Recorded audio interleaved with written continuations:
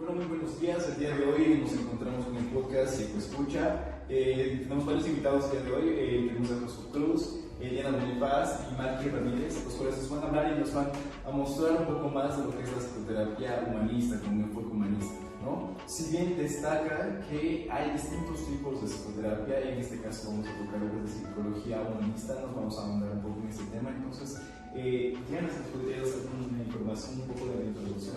Claro, me gustaría recordar que la psicoterapia humanista tiene su auge en la década entre los 50 y 60. Partimos de esta idea de que muchos de los que fueron humanistas inicialmente estaban en el ámbito del psicoanálisis y que tuvieron estos desacuerdos con el psicoanálisis en ciertas posturas. Aparece aquí Abraham Maslow, quien es el que fundamenta esta teoría. Me gustaría también señalar que tiene un enfoque más holístico en este aspecto, ¿no? Se centra más en el ser humano y en cómo este ser humano se va a adaptar a este entorno, pero no tanto como ya lo hemos visto en los otros capítulos, se va a dirigir a, como ya lo vimos en la teoría cognitivo-conductual, que es como a corregir estas problemáticas del momento, sino es más, va a profundizar y va a ahondar más en el ser, en su entorno, los medios. Entonces, básicamente eso. No sé si Josué nos quiere dar alguna idea también. Bueno, creo que ahorita que mencionas lo de la teoría humanista, con el ser creo que nos referimos a hablar sobre el hombre en sí, ¿no? Sobre el hombre en tal. Creo que la teoría humanista se enfoca en un autor en específico que yo me lo guardé de memoria, no sé si ustedes se acuerdan de la pirámide de Maslow. Sí, que me acuerdo que el último nivel era la autorrealización, empezaba por un nivel fisiológico, por un nivel más alto de la autorrealización. ¿Se acuerdan más o menos de esto? La autorrealización me parece un concepto bastante interesante, incluso dentro de esta psicoterapia, porque nos da este sentido de gratificación, por la cual nos guiamos a la voluntad de cambio. Y yo creo que por ahí se conduce el humanismo, ¿cierto? Sí. Claro que si bien todas las psicoterapias promueven de que se genere un cambio frente a un malestar que presenta un paciente, aunque en este caso la psicoterapia humanista ve al individuo como un cliente, no necesariamente como un paciente, porque esto haría más referencia a que se encuentra un sujeto enfermo. El humanismo no lo ve así, sino que también podemos ver que el humanismo empieza a enfocar al abordaje clínico hacia guiar esa autorrealización, hasta sacar ese potencial que guarda cada sujeto, ¿no? Que creo que es algo que empezaría a ser bastante diferenciatorio de otras psicoterapias. O sea, creo que la teoría humanista, en lo que dicen, Leonardo, no sé si me corrigen, creo que la teoría humanista se basa en sacar esa motivación personal, esa fuerza que le hace falta a la persona como para surgir o como para hacer alguna cosa. Sí, básicamente se centra en esta idea de que el individuo estaba en contexto de sus pensamientos, emociones, comportamientos, de cómo lo vivencia, ¿no? Se enfoca más en el ser humano, como ya lo hemos mencionado. Y tenemos también, como más lo decía, ¿no? Esta pirámide de las necesidades que deben cubrirse. Primero estas necesidades básicas y poco a poco nosotros vamos a ir escalando para cubrir estas otras necesidades. Pero obviamente si es que no se cubrieron las primeras, no podremos avanzar a las siguientes. Entonces, Maslow y también Rogers, que vamos a hablar de la terapia centrada en el cliente, esta terapia que nos menciona que pues ya no es un paciente, como Leonardo lo decía aquí para el humanismo.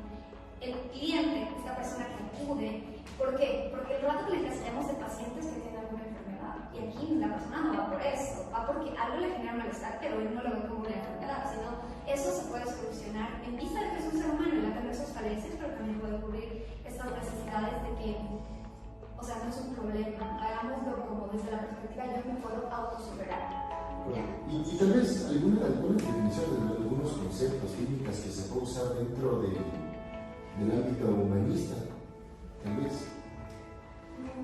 Yo diría que el humanismo no se centra tanto en técnicas, lo que nos da es como un estilo de vida dirigido a este enfoque de que yo me quiero realizar, autorrealizar.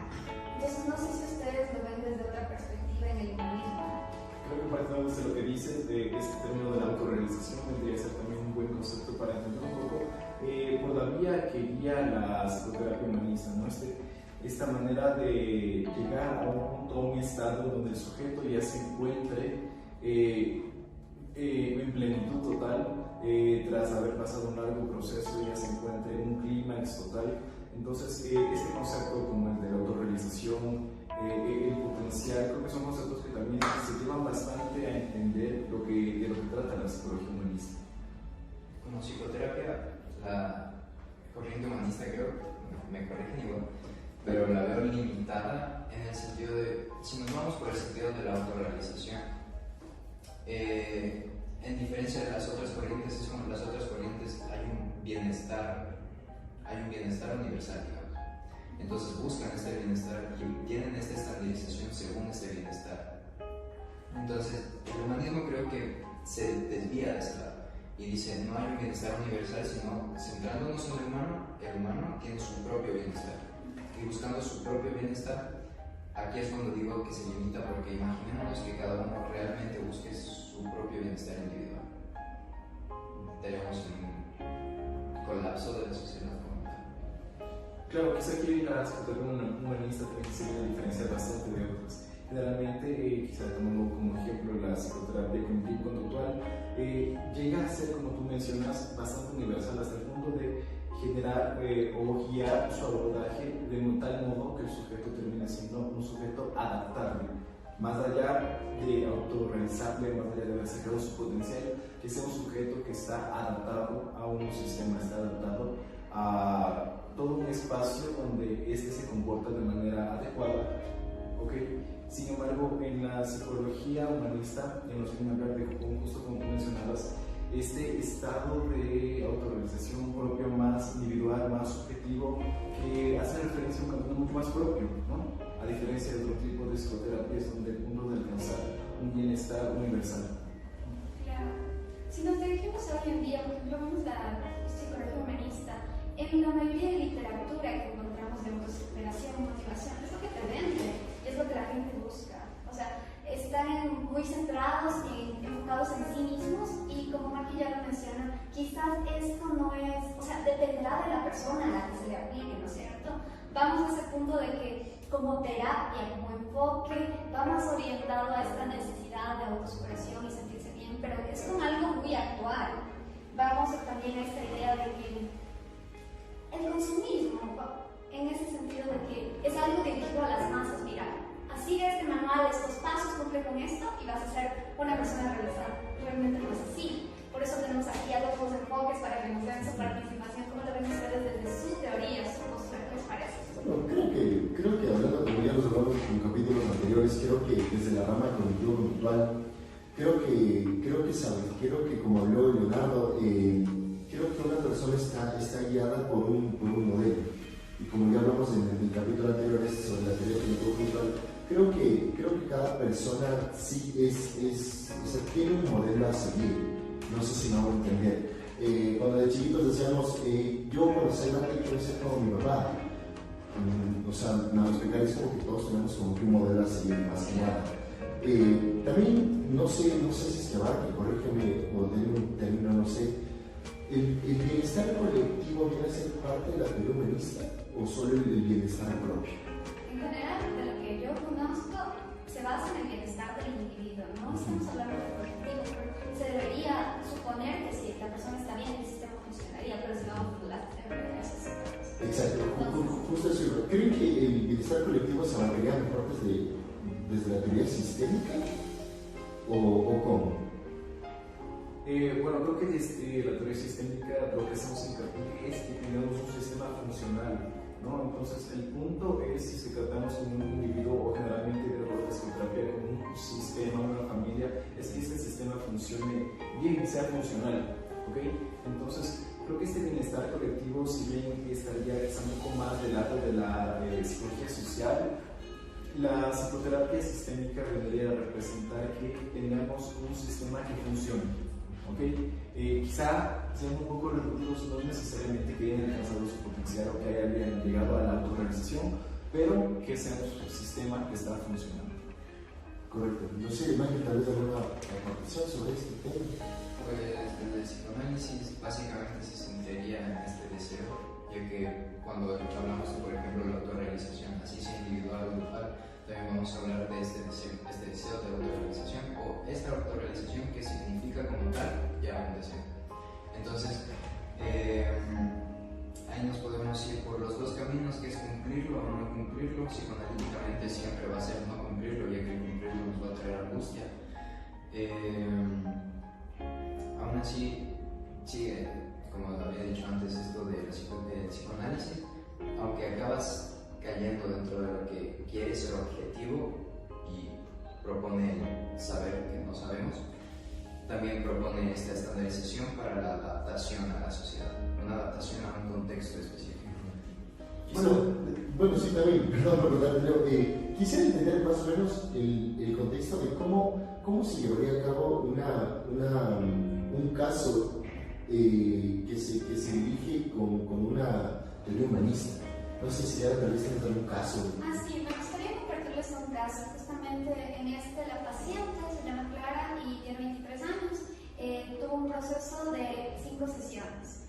El enfoque humanista es un enfoque que no es muy extenso, entonces van a intentar utilizar al menos la menor cantidad de sesiones. También algo que destacar de esta paciente es que es una estudiante universitaria. ¿Qué pasa con ella? Ella acude a consulta por recomendación de un amigo. Este amigo la ve últimamente preocupada, le pregunta qué está pasando con ella y le comenta su problemática. Dice que sus padres son personas que muy importantes y tienen una florícola ya. En este caso, al tener una empresa tan grande, querían que su hija estudiara administración de empresas. Entonces le dicen, tú deberías estudiar esto porque obviamente nos va a ayudar a la familia. Ella comienza a estudiar, nunca le gustó esto, está en su último año, se da cuenta de que no se siente realizada con lo que está haciendo. Se presenta esta misma problemática de cubrir las necesidades, todo eso. Si nosotros ponemos el enfoque humanista, ¿qué hace la paciente? ¿Dónde está en esta pirámide? Que se ha cubierto ciertas necesidades, pero, por ejemplo, está como en el tercer escalafón, porque no hay autorrealización. La persona está ahí estancada, no puede salir de este problema. Entonces, durante las terapias se abordó con las 5 sesiones y lo que te propone es esto. Nosotros durante las intervenciones vamos a hacer la terapia de Carl Freud que decía, basamos en el cliente, ¿no? Y aquí el enfoque nos dice, lo que se busca es que la persona sienta bienestar y aceptación de su realidad. Básicamente esa es la idea del humanismo, es como que aprendas a sobrellevar lo que está sucediendo y que si tú puedes generar un cambio, pues lo vas a generar paulatinamente, ¿no? Entonces se le van entregando como estrategias, pero no tiene una técnica delimitada. Diría que es un problema, así uno es muy estructurado.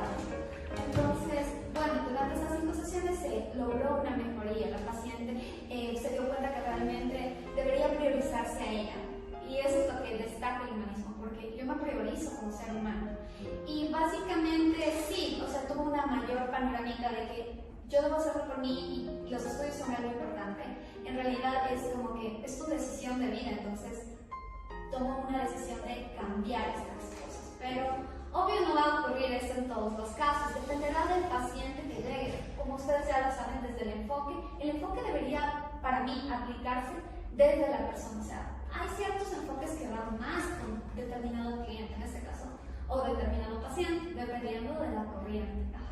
Entonces, básicamente ese sería un caso muy puntual que les puedo comentar. No sé qué les parece a ustedes. Pues un caso muy puntual, la verdad, básicamente porque hemos recaído en el vínculo en el que la teoría humanista no se basa en una técnica específica, sino en algo de la autorrealización, y esto recae en la pirámide de Maslow, ¿no?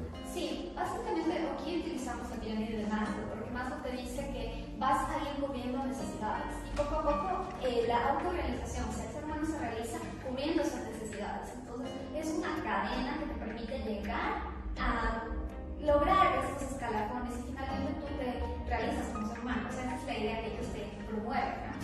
Bueno, y para dar cierre al capítulo de hoy, ¿hay algún comentario particular que acabamos de hacer? En sí, como no nos queremos sentar en su corriente, solo quiere decir que lo que va a funcionar es lo que el paciente quiere.